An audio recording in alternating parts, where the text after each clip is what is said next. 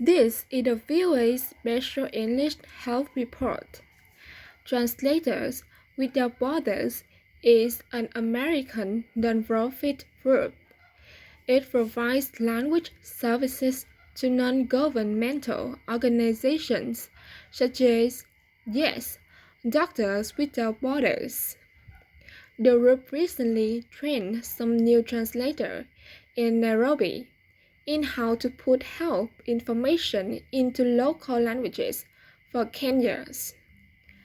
For health translators, finding the right words is not just about language, but also culture. Muthoni Gijohi is a manager for Family Health Options Kenya. The group that organized the training.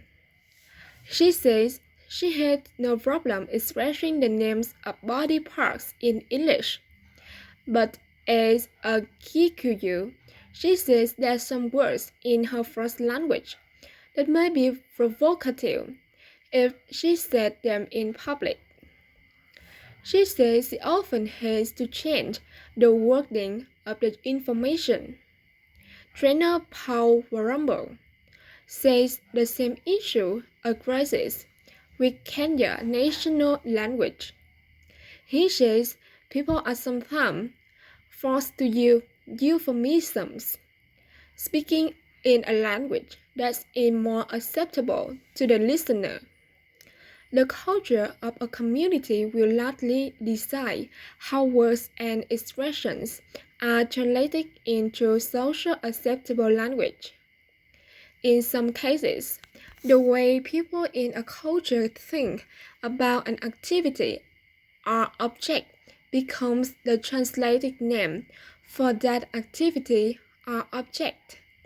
For example, Paul Warumbo says that in Kiswahili, the common translation for the term sexual intercourse is to do something bad.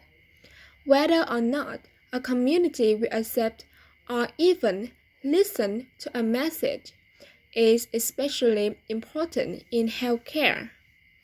Laurie Thick co-founded Translators Without Borders in 1993. She says, in general, a lot of development organizations have often overlooked the importance of language in changing health behavior.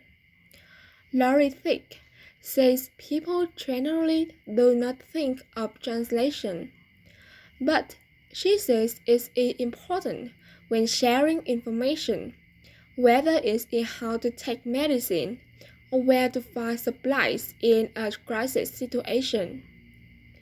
Muthoni Gihohi and her team recently opened a health information center in Maasai community. She learned that young Maasais cannot say some things in the presence of their leaders.